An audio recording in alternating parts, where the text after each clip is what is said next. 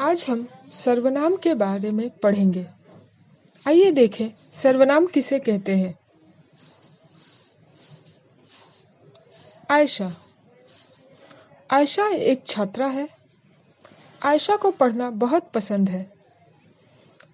आयशा विद्यालय जा रही है। आयशा के कंधे पर बस्ता रखा है। आयशा रोज पैदल ही विद्यालय जाती है। यहाँ बार बार आयशा शब्द की पुनरावृत्ति होने के कारण वाक्य कुछ अटपटा लग रहा है। अब इसी वाक्य को इस प्रकार पढ़ें। आयशा एक छात्रा है। उसे पढ़ना बहुत पसंद है। वह विद्यालय जा रही है। उसके कंधे पर बस्ता रखा है। वह रोज पैदल ही विद्यालय जाती है। यहाँ पर आयशा शब्द को उसे, वह, उसके इन शब्दों द्वारा रूपांतरित कर दिया गया है।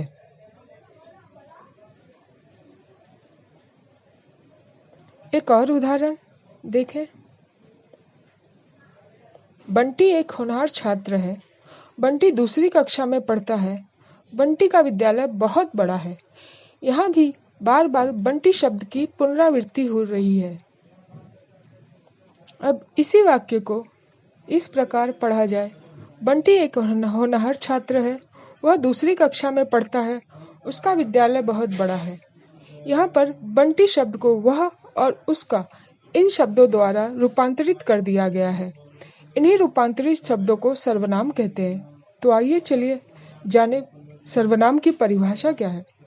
संज्ञा अर्थात किसी व्यक्ति, वस्तु और स्थान के नाम के बदले जिन शब्दों का प्रयोग किया जाता है उसे सर्वनाम कहते हैं। उदाहरण स्वरूप मैं, मुझे, हम, आप, तुम, तू, यह, वह, उसे, उन्हें, उसके, उसका, उसकी, इसका, इनकी, इन्हें, कौन, क्या, कितना, कैसे, कभी आदि।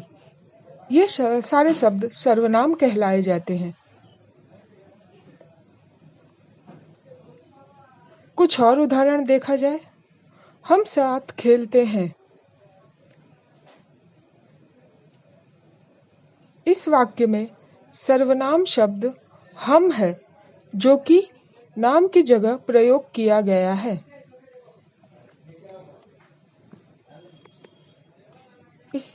इसी प्रकार एक और उदाहरण। वे सभी घर जा रहे हैं। वह बहुत खुश है। इन दोनों वाक्यों में वे और वह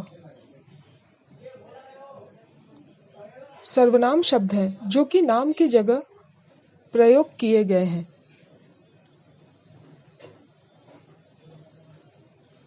यह किताब मेरी है। आप कब आओगे? इन वाक्यों में भी यह, मेरी, आप, कब ये शब्द सर्वनाम कहलाते हैं, जिन्हें नाम की जगह प्रयोग किया गया है।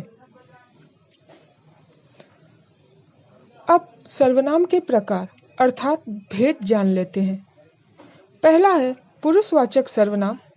इसके 3 उपभेद होते हैं: उत्तम पुरुष, मध्यम पुरुष और अन्य पुरुष। दूसरा प्रकार निश्चयवाचक सर्वनाम। तीसरा अनिश्चयवाचक सर्वनाम। चौथा है संबंधवाचक सर्वनाम। पांचवा प्रश्नवाचक सर्वनाम और छठा निजवाचक सर्वनाम कहलाते हैं। इनके बारे में हम अगली कक्षा में पढ़ेंगे।